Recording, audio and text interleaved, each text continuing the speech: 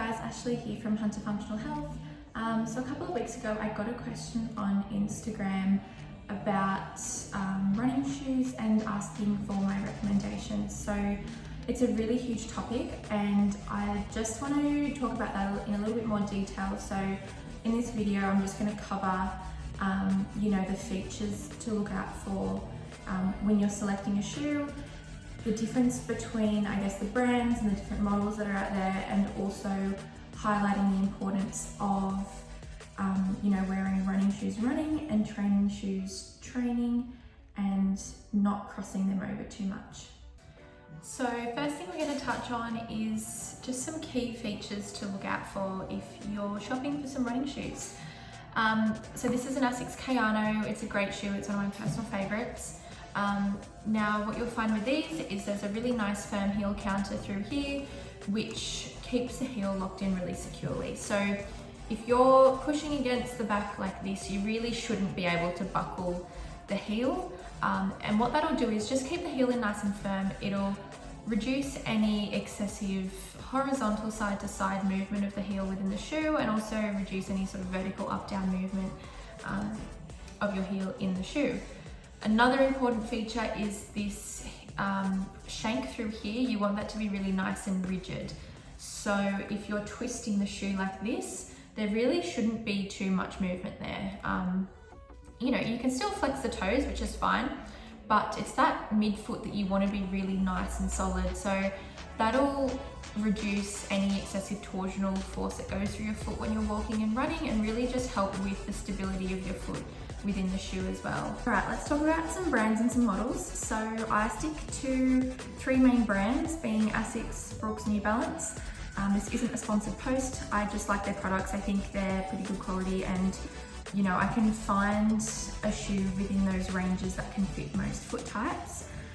In terms of the models, you've got your neutral and you've got your stability styles. So neutral is designed for people whose feet are quite neutral or even roll out when they're walking or running, and the stability styles are more aimed at people who have maybe a flatter foot or feet that roll in or pronate when they're walking or running.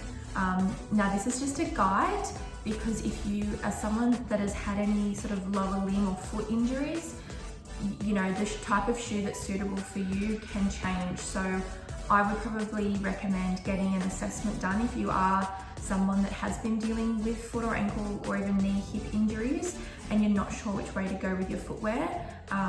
We can assess everything biomechanically and point you in the right direction. So last thing I wanted to touch on was, I guess, activity-specific footwear. So if you think about running shoes, they're designed for running, as the name suggests. Along with those key features we spoke about earlier, you'll also find that there's some elevation in the heel here, plus a lot of cushioning around the outer sole. So that's purely designed for facilitating that heel-toe movement when you're running and walking, and also absorbing a lot of shock.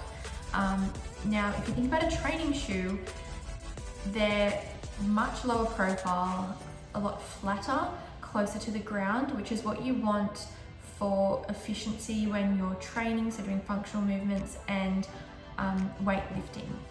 You don't want to be tipped forward in a shoe when you're doing that, and you also don't want a soft, squishy sole that's reducing your ability to maintain stability on the ground and reduce your contact with the ground. Alright, so I think that wraps up everything. Take home message here is chuck all your Nike Frees and Adidas boosts in the bin. No, I'm kidding, just don't run in them, keep them for fashion. So stability is really, really important with running shoes, as well as cushioning. Stick to some good brands. You do get what you pay for most of the time. Don't wear your running shoes while you're training. That's not what they're designed for, and vice versa. And if you have any more questions or want some personalized advice, just let me know.